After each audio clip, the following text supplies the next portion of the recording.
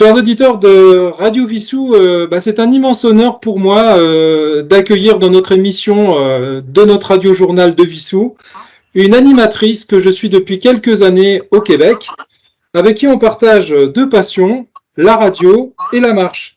Voilà, je voulais présenter Myriam Segal. Myriam, bonjour. Bonjour. Alors, est-ce que tu peux te présenter à nos auditeurs français, s'il te plaît?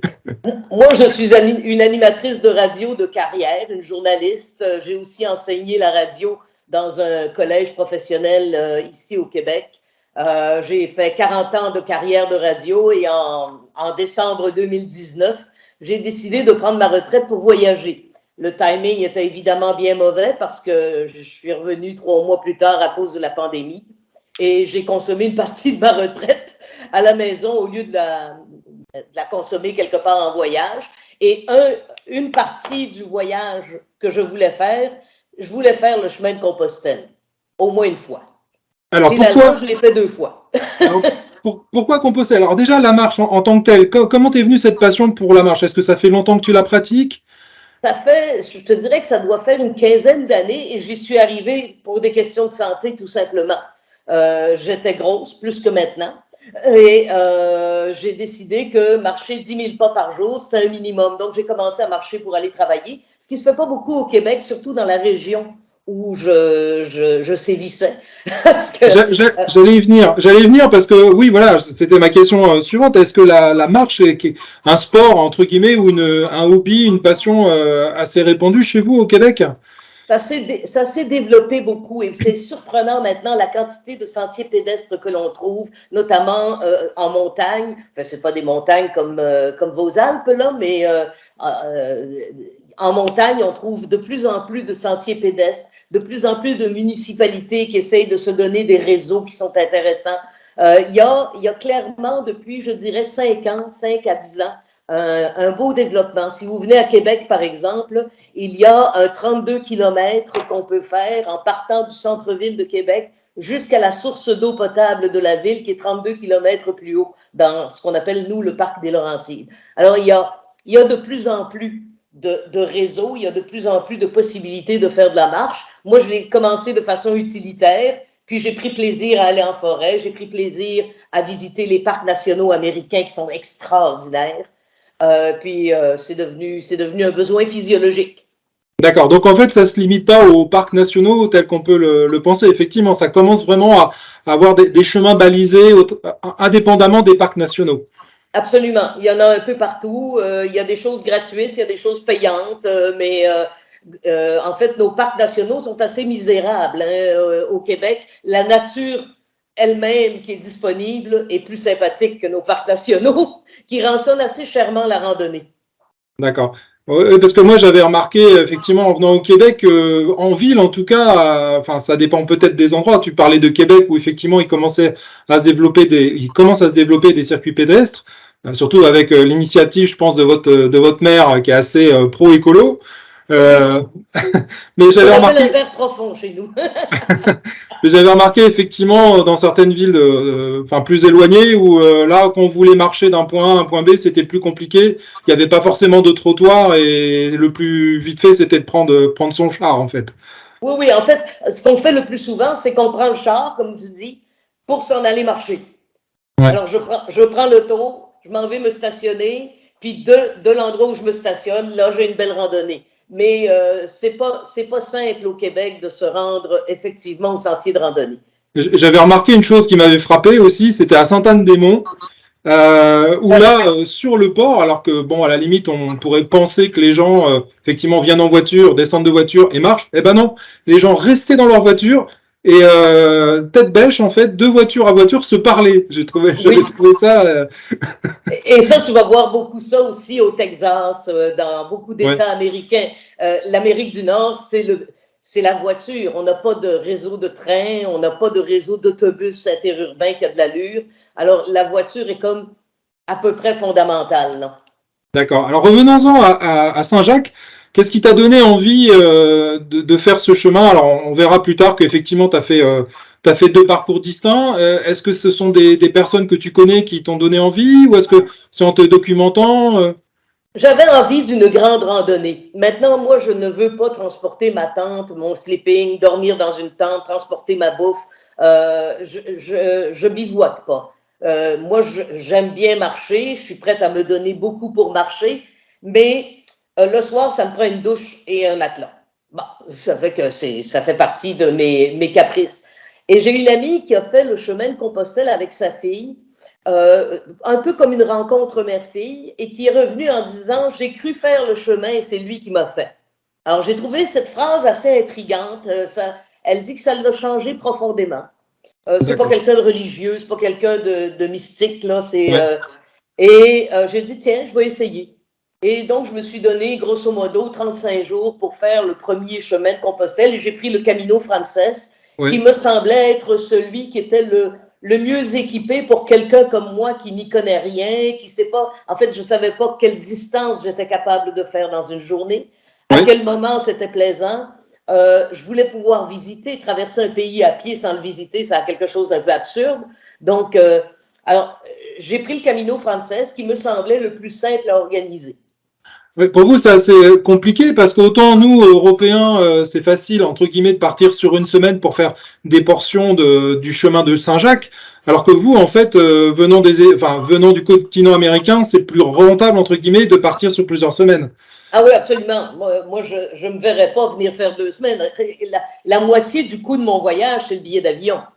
Ouais. Alors, puis c'est la même chose pour les Australiens, les Néo-Zélandais, les gens. J'ai rencontré beaucoup d'Européens qui ont commencé leur chemin de Compostelle, genre en 2002, puis qui l'achevaient là en 2022, là. Parce qu'ils le font 15 jours à la fois, ils retournent là où ils se sont arrêtés. Mais ça, c'est pas possible pour les Nord-Américains. Donc, les Nord-Américains qui font ça sont des gens qui décrochent de quelque chose Mm. qui sont souvent un carrefour de leur vie. Hein.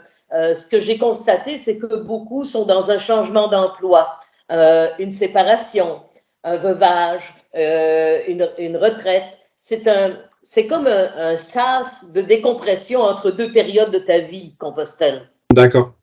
D'accord, c'est une vraie étape. Alors, du coup, la partie française, tu l'as commencé où? Je l'ai commencé à Saint-Jean-Pied-de-Port. J'ai D'accord. traversé immédiatement vers. J'avais réservé 3 étapes. Puis après ça, j'ai plus rien réservé. J'ai été au petit bonheur la chance. Ça se faisait très bien. C'était en 2021, je pense. Je me souviens plus très bien. Alors ça a très, très bien été. J'ai trouvé ça reposant. J'ai trouvé ça aérant. J'ai préféré ne pas marcher avec des gens. J'ai marché 2, 3 jours avec des gens. Puis moi, me soumettre au rythme de quelqu'un d'autre, pas pouvoir partir dans ma bulle. Ce qui est très agréable avec la marche, contrairement au vélo, parce qu'il y en a beaucoup qui le font en vélo aussi, c'est que tu n'as pas besoin d'être très attentif. Tu peux partir dans ta bulle, puis te dire, ah oui, ben, j'ai 3 kilomètres de fait, je m'en suis même pas rendu compte. Mm. Il y a quelque chose de très intériorisant à faire, Oui. à marcher comme ça. Et dans le cas du chemin de Compostelle, ce qui est facile comparé aux chemins de randonnée chez nous qui sont souvent mal balisés, c'est que tu peux laisser aller ton esprit vagabonder. Il suffit de suivre ce que moi j'appelle la colonne de fourmis. Tu sais, tu vois le chemin, là, puis tu as un peu tout le long des silhouettes qui se dessinent. Tu n'es pas obligé de les rattraper. T'es pas mais tu es dans une colonne de fourmis. Puis le D'accord. soir, tu retrouves les mêmes fourmis que la veille, ou souvent, il y en a qui marchent un peu plus vite, il y en a qui marchent. Mais tu recroises souvent les mêmes gens et tu finis par avoir un sens de la communauté avec ces gens-là, même si tu ne les connais pas beaucoup. Mm. Et par contre, de te voir partir comme ça toute seule en Europe, faire ce premier périple, est-ce que ta famille t'a incité à partir à plusieurs? Est-ce qu'ils étaient inquiets? Comment ça s'est passé? Ma famille n'est pas très inquiète. Mes fils étaient plus inquiets. Enfin, quand je parle de ma famille, mes frères, sœurs, ils me connaissent, ils savent que j'ai déjà fait des périples assez rock'n'roll, comme on dit aux États-Unis, dans des randonnées dans le parc de Yellowstone, etc. Donc, ils n'étaient pas très inquiets de moi. Ils étaient plus inquiets quand je suis allée aux États-Unis. Effectivement. Mais ils n'étaient pas inquiets de ce bout-là. Par contre, mes auditeurs, et particulièrement les auditrices, ont souvent utilisé le mot courage pour désigner ce que je faisais, alors que ça ne demande aucun courage. sais, le courage, c'est de faire ce qui est au-delà de tes forces. Oui. Ça ne demande aucun courage, au contraire, c'est une découverte de soi-même. Tu vas Ouais. à ta force à toi, à ton rythme à toi. C'est pas une compétition, c'est pas une course. Il y a pas de danger. C'est tellement fréquenté, surtout le Camino Frances, c'est tellement fréquenté Oui. qu'il n'y a aucun danger. D'accord. À un moment donné, j'ai rencontré, je pense que c'était un Espagnol qui s'était tordu la cheville, il s'était fait mal. Ben, ça a pris 10 minutes, puis on était plusieurs, on l'a amené en sécurité. Il n'y a pas de danger, tandis que quand je suis dans les montagnes du parc de Yellowstone, il y a le risque de l'ours, puis si je me foule la cheville, je risque de faire un 3-4 heures avant de voir quelqu'un. D'accord. Alors, les gens ont l'impression que c'est courageux de partir seul, alors que s'il y a un endroit au monde où ça ne demande aucun courage, c'est bien là. D'accord. Mais d'emblée, toi, tu voulais partir seul ou est-ce que tu as cherché à partir à plusieurs, même si après, comme tu disais, tu as cheminé toute seule J'aime beaucoup ma solitude. Je suis D'accord. quelqu'un qui est fondamentalement solitaire. Mon copain de l'époque, de toute façon, il n'était pas capable de marcher à ce rythme-là. Il n'aurait pas tenu le coup. On se serait disputé, ça aurait pris même pas 3 jours, puis on aurait pu être ensemble. Tu sais, on n'est pas. Il faut, pour pouvoir faire ça, vraiment le faire à son rythme. Et j'ai rencontré des gens qui avaient décidé de le faire seuls, notamment des femmes de Québec, qui avaient décidé de le faire à deux Oui. plutôt que seul. Et il y en a une des deux qui est un peu frustrée. Ouais. Parce que l'autre va pas aussi vite, l'autre veut des étapes plus courtes. L'autre, tu sais, il faut vraiment s'aimer beaucoup d'une part, et d'autre part, il faut être au même diapason pour marcher ensemble. Alors, je pense que la bonne option, souvent, c'est si tu veux partir à deux, vous décollez le matin à deux, mais vous n'êtes pas obligé de faire la journée à deux. Vous allez vous retrouver le soir au même endroit, c'est tout. Chacun son rythme. Oui, puis honnêtement, je trouve plus intéressant d'être seul parce que tu noues des conversations avec des gens à qui tu n'aurais pas parlé, tu découvres des personnalités que tu n'aurais pas découvertes, et il n'y a rien qui t'attache à elles. Tu passes une soirée très agréable avec quelqu'un, puis le lendemain matin, ciao, bye, t'es parti sur d'autres choses. D'accord. Très bien. Alors, fort de cette première expérience, qu'est-ce qui t'a donné envie de repartir cette année? Puisque cette année, donc là, tu es parti côté Portugal. Oui, je suis repartie du côté du Portugal. Écoute, j'ai tellement aimé le chemin de Compostelle et j'avais été un peu frustrée parce que comme mon conjoint me rejoignait à Bordeaux, je ne me souviens plus de la date, là, j'avais une échéance pour faire le chemin.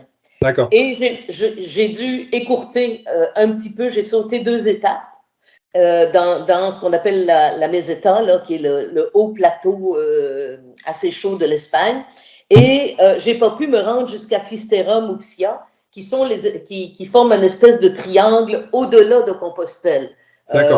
Fistera étant le bout de la terre, là, un peu comme votre Finistère. Le Cap Finistère. C'est ça. Alors, c'est le Cap Finistère, c'est Fistera. Alors, j'avais été frustrée, je me suis dit, là, j'y retourne sans me fixer d'échéance. Oui. Et j'y retourne pour faire Muxia Fistera au complet. D'accord. Et je ne voulais pas refaire le même chemin. Je ne connaissais pas très bien les autres chemins. Et il y a un organisme au Québec qui s'appelle La Tienda, qui est une boutique qui est tenue par une femme qui a fait Compostelle dans des circonstances, enfin, hyper mal équipées. Et qui est revenue en disant « Je ne laisse plus jamais un Québécois partir mal équipé pour Compostelle. » Alors, je les ai contactés et eux m'ont dit « Ça vaut la peine de faire le chemin portugais, mais pas à partir de Lisbonne, à partir de Porto. » Oui. Là, je trouvais ça un peu court, c'est seulement 250 km. Ouais, c'est déjà pas mal. Oui, mais l'autre côté, c'est 800. J'avais fait 800 km, moi j'avais l'intention de marcher au moins 30-35 jours. Bon. Alors, ce que j'ai fait, c'est que je suis partie de Porto, je me suis rendue à Compostelle, j'ai fait Muxia, Fistera, retour à Compostelle à pied, et je suis redescendue vers Porto par le chemin de Compostelle, mais en prenant ce qu'on appelle la variante spirituelle. Donc, j'ai varié mon itinéraire, puis j'ai fait Porto à Porto. et la seconde partie de Compostelle à Porto, je me suis rendu compte que c'était une erreur. Alors, pourquoi? C'est une erreur de faire le chemin à l'envers parce que toute la signalisation est faite pour se Ah bah oui, rendre à Compostelle. effectivement. Alors, quand tu le prends en sens inverse, il y a deux inconvénients à cela. Le premier, c'est que la signalisation n'est pas faite dans ce sens-là, du tout. Bien sûr, oui. Donc, à plusieurs endroits où il y a des détours, où il y a des travaux, etc., la signalisation est bien faite pour ceux qui se rendent, mais celui qui revient, il est Très complètement compliqué. perdu. J'ai dû franchir des clôtures de travaux. Oui, C'est pas pensé en fonction de ceux il qui descend. vont et qui reviennent. D'accord. Et c'est un peu étrange d'ailleurs que ça ne le soit pas parce que à l'époque, au 10e, 12e siècle, les pèlerins y allaient à Compostelle, mais ils revenaient. Tout à fait. Bon, alors on dirait qu'on a adopté seulement l'aller simple, on ne fait pas l'aller-retour. Ouais, c'est le plus classique. Ouais. C'est le plus L'autre classique. inconvénient de faire le retour, c'est que je te parlais tantôt de la colonne de fourmis. Les gens avec qui tu finis par partager euh, une communauté d'esprit. Tu prends 2, 3 soupers ensemble, tu partages j'allais dire des plasteurs, mais des sparadraps anti-ampoules. Ouais, Bon, tu sais, ouais. alors, ça, tu ne l'as pas quand tu fais le chemin inverse, Bah parce non, qu'on est tu vois pas deux les mêmes pelés, choses. trois tondus à le faire. Alors, Oui, moi, j'ai côtoyé 2 personnes qui marchaient en direction de Porto, ouais. mais pas. Il manque là quelque chose. Le repas du pèlerin que tu prends à 7, 8 parfois, tu ne l'as pas sur le chemin de retour. Ouais, Donc, tu n'as pas l'esprit du chemin au complet. d'accord. Donc, vaut mieux faire un aller simple vers Compostelle, quitte à rallonger le départ, en fait, c'est ça. À moins d'être très, très, très solitaire et de ne pas vouloir Ouais. rencontrer du monde. Il y a des gens, j'imagine, qui sont un peu ermites. D'accord. Alors, mis à part ce retour effectivement un peu plus compliqué, quelle a été la grande différence entre le Camino Frances et cette partie portugaise et espagnole dans ton deuxième séjour? Qu'est-ce qui t'a le plus La frappé? grande différence, c'est que le Portugal ne semble pas être prêt à gérer un camino de la même manière que les Espagnols sont habitués à le faire. Alors, par exemple, moi, j'ai pris le chemin côtier pour aller et Oui, j'ai pris le chemin intérieur pour revenir. oui, Le chemin côtier est aussi un chemin qui longe la côte et qui donc fréquente des lieux de villégiature. oui. L'été, j'imagine qu'il y a plein de gens qui ont des villas, etc. Hmm. Alors, ils sont beaucoup plus habitués à louer et à réserver. Tandis que sur le Camino Frances, moi, je n'ai pas eu à réserver. D'accord. À partir de Pampelune jusqu'à Compostelle, en fait, jusqu'à la ville là, où il y a à 100 km de Compostelle, ces 700 km-là, j'ai improvisé ça au jour le jour à coup de 25 km. OK, on va être à cet endroit-là ce soir, on cherchera ce quand on arrivera. Tu sais, Ouais, c'est vrai qu'il y a quelque chose. Hmm, tandis que sur le chemin côtier portugais, hmm. j'arrivais à des endroits où normalement c'est un gîte municipal, donc il n'y a pas de réservation, mais il y avait eu des réservations, donc il n'y avait plus de place pour moi. Et c'est vrai que c'est quelque chose que j'ai remarqué parce que moi je t'ai suivi au travers de ton site Facebook, hein, où effectivement tous les jours, et je t'en remercie, tu nous mettais le résumé de ta journée, des photos, etc. Et moi ce qui m'a marqué à chaque fois, c'était cette, alors j'allais dire une angoisse, mais c'est peut-être pas une angoisse telle que tu l'as ressentie, mais toujours cette volonté de dire il faut absolument que je parte tôt. Bon, déjà pour des raisons climatiques, c'est sûr qu'il Oui. vaut mieux marcher tôt le matin que dans l'après-midi, mais surtout ton obsession, c'était d'arriver rapidement pour avoir une place. Donc là, je me suis dit oh là là, mais ça a l'air compliqué d'avoir des places effectivement Sur le, dans le... chemin, sur le chemin côtier, oui, pas sur le chemin intérieur. D'accord. Mais sur le chemin côtier, visiblement, d'abord, c'est un chemin qui s'est ouvert il y a une dizaine d'années. Donc, ils ne sont pas encore tout à fait rompus à la façon de gérer ça. D'accord. Donc, effectivement, j'ai eu une petite angoisse que je n'ai pas eue sur sur le Camino Frances. D'accord. Parce que, et puis, l'idée de partir tôt, d'une part, c'est beaucoup plus agréable de marcher tôt le matin. Oui.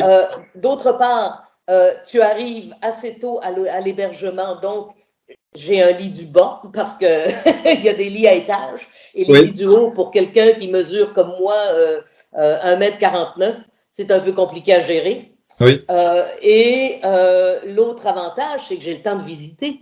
oui, une fois Si arrivé.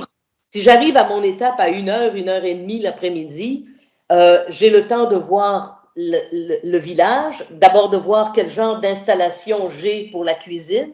Est-ce Oui, que je peux trouver l'épicerie, d'aller acheter quelque chose avant que ça ferme à 2 heures ou 3 heures? oui, puis, c'est plus facile de marcher tôt le matin, mais moi, j'ai travaillé toute ma vie à la radio à 5-6 heures le matin, donc c'était pas un effort. Pour moi, j'ai une horloge biologique, à 5 d'accord. heures, ça fait ding, ding, ding, puis go. Mais pour autant, ça t'a pas empêché de prendre le temps et de t'arrêter à certains endroits quand même, avant J'ai d'arriver pris des étapes, à un moment donné, j'ai fait des étapes plus courtes. Moi, je me Oui, suis rendu compte que quand j'essaye de faire 30 km dans une journée, je manque d'énergie pour la suite des choses, c'est-à-dire pour visiter, pour fraterniser. Bon. Alors, 25 km, c'était la bonne distance pour moi. Et ouais, quand j'avais le choix entre prendre 25 km, 28 km ou 20 km, je prenais 20. d'accord. Parce que j'avais le temps. Je m'étais donné cette fois-ci, j'avais pas loin de 2 mois pour faire tout ça. Alors, j'ai même eu le temps de faire du vrai tourisme au Portugal après avoir fait le chemin de Compostelle. Et j'ai pu faire la boucle Muxia-Fisterra, retour, qui est à peu près 180 km, qui est très belle, très, très agréable. D'accord. Et Le temps presse, je suis désolé, il nous reste 5 minutes là. Je vais te poser des questions en rafale, en retour d'ascenseur, parce que tu es habitué à poser des questions en rafale à tes auditeurs, à oui, tes invités. Question en rafale, une image. Quelle image tu garderais de ce deuxième périple? du deuxième périple, l'extraordinaire montée vers Armentières, qui est dans un sous-bois avec d'anciens moulins. Ça a appartenu aux cisterciens et c'est extraordinaire comme découverte. Un visage? Un visage, le visage du poète qui tient le petit musée de la pêche à Fisterra. C'est un poète, un fils de pêcheur qui a un tout petit musée de la pêche et qui te Ouais, fait visiter ça de façon extraordinaire. d'accord. Une anecdote? Je pense que je t'ai raconté pas mal de tout, mais le Ouais, plus drôle, c'est quand, à un moment donné, complètement perdu, pas de signal cellulaire, pas capable donc de trouver mon chemin par une application, je me suis assise et j'ai simplement attendu qu'un pèlerin arrive pour voir dans quelle direction moi je devais aller, parce qu'il y ouais, avait une bifurcation que j'avais aucune idée de quel côté aller. d'accord. Et est-ce que tu as été reconnu d'ailleurs par des auditrices, des auditeurs? Ça m'est arrivé assez bizarrement en arrivant à Porto, enfin 15 km avant Porto, une femme qui me croise et qui me dit « Madame Segal ». Je dis « Voyons ». Alors, ma mère m'a dit de vous suivre. C'était une jeune femme et qui, par hasard, travaillait dans la même compagnie que mon fils à Rivière-du-Loup, qui est un petit patelin dans le bas du fleuve au Québec. D'accord. Tu sais, la planète est beaucoup plus petite qu'on ne le pense. Et enfin, dernière question, est-ce que tu as envie de repartir? Et si oui, quel chemin? Oh, j'ai très envie de repartir et j'ai envie de faire le chemin. On m'a recommandé le Mozarabe, qui semble un peu compliqué à faire, mais de Séville jusqu'à Compostelle, ça semble passionnant également. Sauf qu'il faut faire ça au mois de mars-avril parce qu'on dit que c'est la fournaise de l'Espagne dans Ah ce oui, oui, secteur-là. Séville, je te le déconseille effectivement en plein été, c'est sûr. Mais entre-temps, j'ai quelques autres voyages que je veux faire. Écoute, j'ai 66 ans maintenant, alors je calcule que j'ai 9 ans pour faire tous les voyages dont je rêve. D'accord. Bah écoute, je te remercie beaucoup pour ta simplicité, pour ton accueil, pour ta disponibilité. Et puis bah je tiens à dire à nos auditeurs aussi ils veulent t'entendre, on peut t'écouter tous les week-ends sur le FM 93 à Québec. Oui, je C'est bien travaille de ça? 7 heures à 10 heures. Je suis à la retraite, mais on m'a donné 2 émissions la fin de semaine, puis je m'amuse à faire ça encore. La Et- radio, c'est une maladie, on s'en guérit pas. Ah bah tout à fait. Bah écoutez, je te remercie beaucoup. Au plaisir et Au plaisir. salutations aux gens de Ouais. Bissou. Merci.